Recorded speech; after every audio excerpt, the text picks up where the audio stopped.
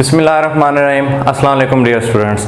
आज हम chapter 12 electrostatics का टॉपिक 12.9 करेंगे जो कि है इलेक्ट्रॉन वोल्ट। ये topic as a long question कभी भी बोर्ड में नहीं आया, अलबत्ता इस टॉपिक में से शॉर्ट क्वेश्चन, एमसीक्यूज और न्यूमेरिकल आ जाते हैं।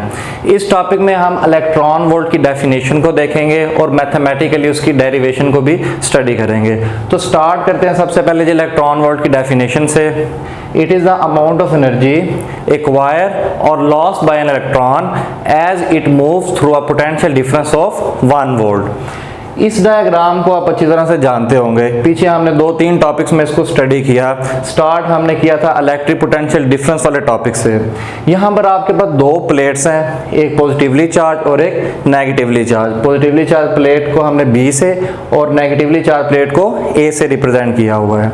और आपको ये जो ग्रीन कलर की लाइंस नजर आ रही हैं ये इलेक्ट्रिक फील्ड को रिप्रेजेंट कर रही हैं। तो अगर इस फील्ड के अंदर हम एक चार्ज को मूव करवाएं ए पॉइंट से बी पॉइंट की तरफ, तो उस चार्ज की जो एनर्जी है वो चेंज होती है और वो चार्ज एनर्जी गेन करता है जब हम उसको लो पोटेंशियल से हाई पोटेंशियल की तरफ मूव करवाते हैं।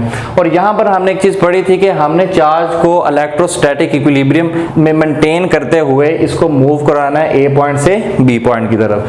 तो जैसे ही चार्ज इस बी पॉइंट पर आएगा तो ये अगर हम यहाँ पर इसको छोड़ देंगे, इस पे कोई एक्सटर्नल फोर्स एक्ट नहीं करेंगे, तो ये चार्ज ऑटोमेटिकली मूव करेगा इस बी प्लेट से ए प्लेट की तरफ due to electrostatic force of repulsion by plate B and electrostatic force of attraction by plate A. तो ये जो आपके पास यहाँ पर चेंज इन पोटेंशियल एनर्जी नजर आ रही है, ये तब थी जब हमने इस चार्ज को मूव करवाया था इस ए पोटेंशियल से बी पोटेंशियल वाली प्लेट की तरफ। तो ए पोटेंशियल को वी ए और बी को वी बी से हमने रिप्रेजेंट किया। That is equal to Q V B minus V A, या इसको हम डेल्टा वी से भी रिप्रेजेंट कर सकते हैं। तो फाइनली जब हम चार्ज को बिल्कुल इस बी प्लेट के पास जाके छोड़ते हैं और उसके ऊपर कोई एक्सटर्नल फोर्स एक्ट नहीं करते जो उसको इलेक्ट्रोस्टैटिक इक्विलिब्रियम में मेंटेन करता है, तो चार्ज यहाँ पर रुका नहीं रहेगा, चार्ज मूव करेगा जैसा कि आपको मैं बता चुका हूँ। तो वो बेसिकली उसकी मूवमेंट की वजह से उसकी जो पोटेंशियल एनर्जी है वो काइनेटिक एनर्जी में कन्वर्ट होना शुरू हो जाएगी। तो वो जो लॉस इन पोटेंशियल एनर्जी है वो बेसिकली यहाँ पर गेन इन काइनेटिक एनर्जी हो जाएगा। तो हमने यहाँ पर डेल्टा यू जो कि पोटेंशियल एनर्जी में चेंज को रिप्रेजेंट कर रहा था, उसको हमने डेल्टा काइनेटिक एनर्जी के साथ चेंज कर देना है। तो बाकी चीजें वही उसी तरह Q इंटू डेल्टा V। अच्छा, अब हमारा जो टॉपिक है जो वो है इलेक्ट्रॉन वोल्ट। हमने यहाँ पर जो चार्ज है वो एक इलेक्ट्रॉन को कंसीडर करना है और एक इलेक्ट्रॉन के चार्ज को हम E से रिप्रेजेंट करते हैं। That is the charge on an electron. तो Q की जगह यहाँ पर मैंने सिंपली स्मॉल e लिख दिया। अब हमें पता है कि जो स्मॉल e होता है चार्ज ऑफ इलेक्ट्रॉन, उसकी वैल्यू 1.6 मल्टीप्लाई बाय 10⁻⁻19 कूलम होती है।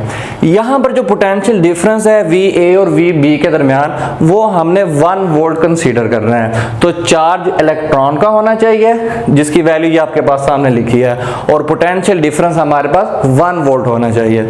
तो जैसे ही हम वैल्यूज पुट करते हैं यहाँ पर, ये आपके पास चार्ज की वैल्यू आ गई, ये पोटेंशियल डिफरेंस जो कि 1 वोल्ट के इक्वल है। 1 से मल्टीप्लाई करेंगे तो दोबारा आपके पास यही वैल्यू आ जाएगी। यहाँ पर आप देखें कूलम इनटू वोल्ट को मैंने जूल से रिप्रेजेंट किया हुआ है।